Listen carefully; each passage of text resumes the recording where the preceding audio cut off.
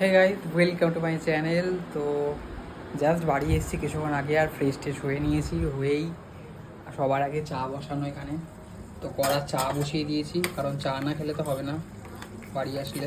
দেখো, আর এখানে হচ্ছে ডিমের কষা। দেখো একবার, ডিমের কষাটা হচ্ছে এখানে।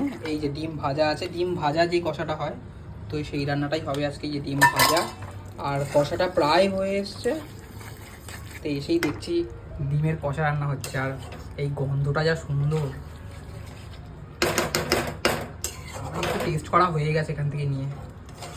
এক অভ্যাস, এটা একটা অভ্যাস হয়ে গেছে খেতে খেতে, মানে ওখান থেকে খুঁটে একটু খাওয়ার অভ্যাস হয়ে গেছে। জ্বর আমার দিকে চাও হয়ে এসছে। চাটা খেতে পারলে, যেন অফিস থেকে বাড়ি এসে সবার আগে চা করে খেতে পারলে আমি বাঁচি, এরকম একটা অবস্থা হয়। মানে যারা চা খায় তারাই বুঝবে জিনিসটা।